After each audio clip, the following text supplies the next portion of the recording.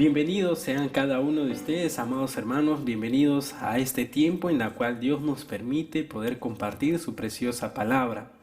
Hemos estado llevando una serie de devocionales acerca de lo que Dios nos habla por medio de su palabra de Dios, en específicamente el libro de Salmos. Pero el día de hoy vamos a iniciar textos bíblicos o palabra de Dios que nos relatan acerca de su importancia que tiene para cada uno de nosotros, pero a través del Nuevo Testamento. Y quiero iniciar con este libro, con el libro de Mateo, específicamente con el texto en Mateo capítulo 6, versículo 33. 33 y 34, seguramente usted incluso lo conoce de memoria, pero vamos a leerlo. Y dice así: Mas buscad primeramente el reino de Dios y su justicia, y todas estas cosas os serán añadidas. Así que no os afanéis por el día de mañana, porque el día de mañana traerá su propio afán. Basta cada día su propio mal. Y en la historia de la humanidad, si nosotros vemos, han existido en realidad muchos reyes que podrían competir por el primer puesto como los peores gobernantes del mundo. Nuestro país, por ejemplo, ha tenido distintos gobernantes en los cuales simplemente ellos codiciaban, decían que querían hacer las cosas en favor del pueblo, de la población. Sin embargo, ellos querían lucrar o estaban lucrando a razón de la población. Algunos han dejado morir a su pueblo de hambre, otros se han caracterizado por la corrupción, por la inmoralidad, y no solamente en nuestro país, sino también a nivel mundial. Por ejemplo, Juan I de Inglaterra será recordado como uno de los reyes más ineptos de la historia. Por ejemplo, este personaje de la historia de la humanidad tenía un orgullo que, mezclado con la falta de gobernabilidad, hizo que este hombre sumiera a su nación en una guerra, debilitándola y finalmente llevándola a perder Normandía, que es un lugar en una parte de Europa. En contraste con todos los reyes del mundo, fíjese, hay una gran diferencia entre todos los reyes del mundo y Jesucristo, porque Jesucristo se representa como el Rey glorioso, digno de confianza de su pueblo. El Evangelio de Mateo, por ejemplo, tiene como propósito central presentar específicamente a Jesús como rey no solamente de Israel, sino como el rey de todas las naciones. Este glorioso relato de la vida del Mesías funciona como un puente entre dos ciudades. Es la conexión perfecta que ocurre entre el Nuevo Testamento y el Antiguo Testamento. Por ejemplo, su primer capítulo desglosa la genealogía desde la historia de David, porque Jesucristo es, digamos así, descendiente de la dinastía de David. Además, desde Abraham hasta José. Eso podemos ver en el libro de Mateo en los primeros capítulos. Y hay un aroma judío en todas las páginas de este evangelio. Y era de esperarse, pues Leví, que era un recaudador de impuestos a quien el Señor Jesucristo atrajo como uno de sus discípulos, es también llamado Mateo, buscó diligentemente demostrar que Jesús era la culminación de las promesas mesiánicas. Todas aquellas promesas que se realizaron en el Antiguo Testamento finalmente se dio centrada en la persona de Jesucristo. Este evangelio cita más de 60 profecías del Antiguo Testamento referente al Mesías y da testimonio del perfecto cumplimiento y la exactitud del cumplimiento en la persona de Jesús. Jesús y el reino de los cielos se destacan sobre otros temas en este evangelio. Por eso la expresión reino de los cielos aparece 32 veces, recordándote que Jesús es el rey y que su reino se ha acercado. Fíjese, por más presidentes que nosotros el próximo año, por ejemplo, vamos a elegir a un nuevo presidente en nuestra nación, recordemos que ellos son gobiernos transitivos simplemente, porque nosotros tenemos a un gobernador, a un rey perfecto y eterno. Ese es nuestro Señor Jesucristo. Y en el texto que nosotros acabamos de leer, Jesús está exhortando a buscar su reino. Nos está dando un mandato que debe de ser obedecido continuamente. No podemos distraernos ni un solo día, siempre tenemos que apuntar al reino de los cielos.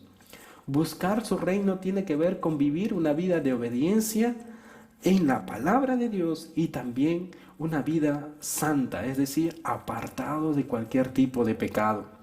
El creyente que anhela el reino de Dios es uno que busca estar sujeto a la autoridad del gobierno establecido por Dios y que ansía hacer la voluntad de ese Rey victorioso, quien es Jesucristo.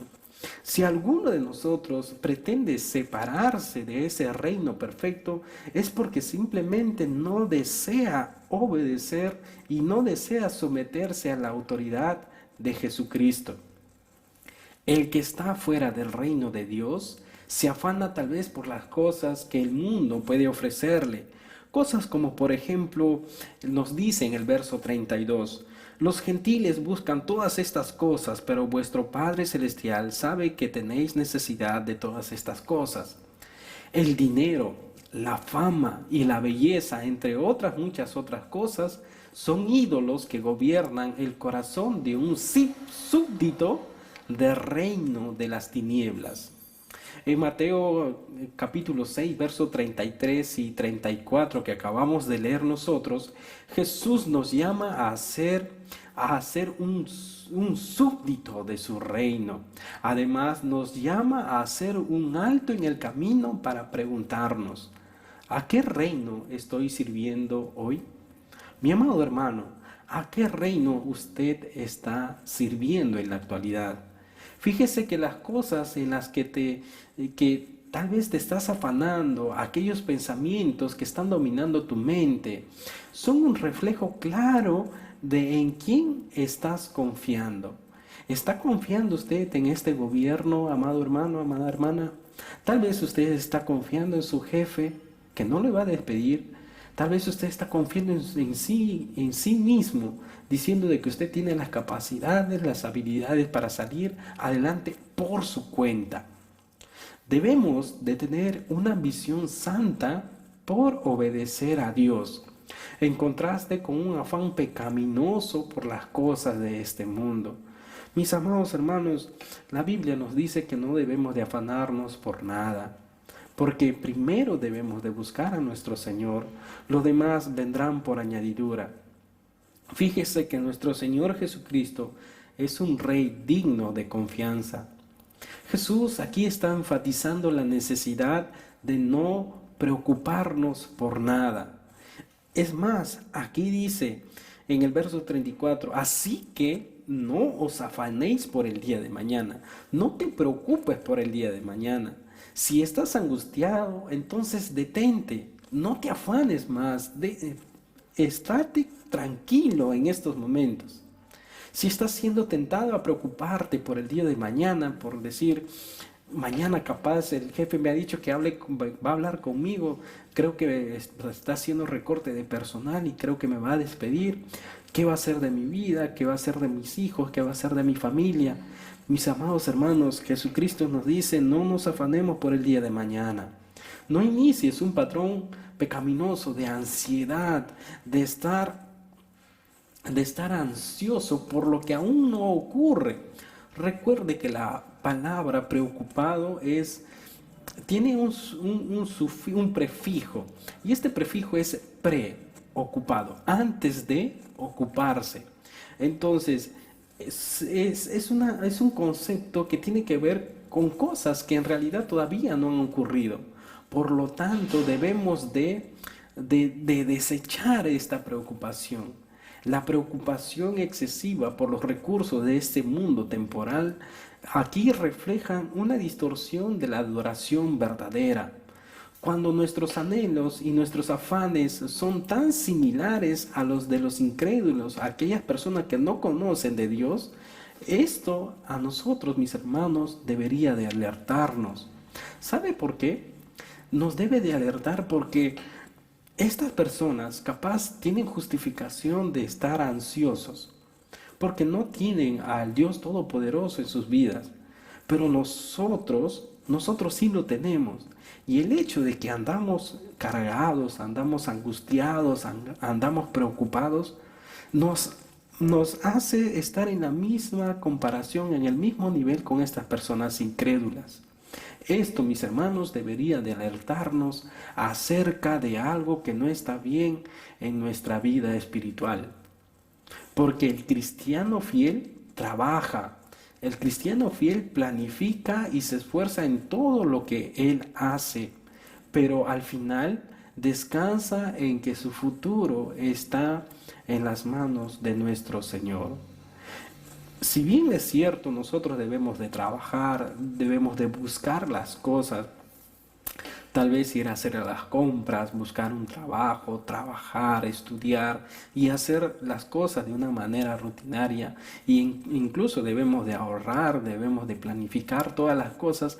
Sin embargo, mis amados hermanos, por encima de todo esto está nuestro Señor. La base de nuestra seguridad hacia el futuro no es una especie de un autopositivismo vacío, es decir, que yo puedo, sí puedo, creo en mí, creo en todo lo que yo puedo hacer. Y no se trata de eso, mis hermanos, sino se trata de una confianza firme en aquel que promete cubrir todas nuestras necesidades. Podemos tener absoluta confianza en nuestro Señor y certeza de que el Señor va a finalmente cubrir y cuidarnos a cada uno de nosotros. Los reyes y los gobernantes, por ejemplo, de este mundo no siempre se caracterizan por la veracidad. Son personas falsas y nosotros podemos ver a diario esto en los noticieros, que personas engañan, llaman a la prensa y dicen mentiras y dicen cifras acerca de lo que no existe con tal de mejorar su imagen. Y estas personas se caracterizan por la falta de veracidad en sus palabras. Son honrados por su posición, pero no por eso son dignos de plena confianza. Fíjese, en contraste, nuestro Rey Celestial es digno de que nosotros descansemos en Él, porque Él es el único Dios verdadero. Él es el Rey que controla todo. Él tiene el control absoluto y soberano de todo lo que aquí hay. Además, mis hermanos, Él siempre dice la verdad. ¿Sabe por qué? Porque Jesucristo dijo: yo soy la verdad, y no hay mentira en Él, ninguna mentira. Además, nuestro Rey es un refugio seguro para que los que le temen. Además, Él cumple sus pactos, su promesa, y si ha prometido nunca desampararnos, nunca dejarnos, Él siempre va a estar con nosotros. Él es todopoderoso para ofrecer una salvación meramente completa y que es absolutamente fiel y confiable. Él es un Rey digno de vuestra confianza y de mi confianza, mi amado hermano. Porque Él es digno de confianza, entonces puedes vencer cualquier ansiedad en la vida aferrándote a Él como tu Padre Celestial. Cuando hay un buen gobernante, la Biblia nos dice en Proverbios 29:2, cuando hay un buen gobernante, las naciones se alegran. Por lo tanto, amado hermano, puedes alegrarte porque tienes un rey en el que puedes descansar. Alégrate porque tienes un rey en quien puedes descansar. Un rey es como un padre para una nación. Y el Evangelio de Mateo nos anima a reposar en nuestro Padre Celestial. Considera el afán y la angustia, mi amado hermano, como una sublevación, como una rebeldía ante el mandato del Rey. Tú eres muy valioso, incluso eres más valioso que los pajarillos a quienes el Señor alimenta diariamente.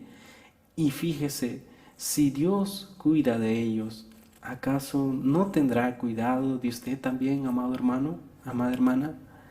Simplemente usted y yo confiemos en su fidelidad y busquemos con más ansias ese precioso reino de nuestro Señor y su justicia, y todo lo demás, como dice su palabra, será añadido.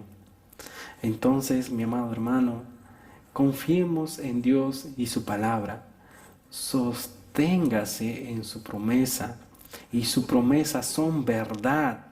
Él no cambia. Mi Dios, su Dios es inmutable y Él es siempre fiel. No te afanes por nada, amado hermano, amada hermana, sino confía en aquel que es tu rey.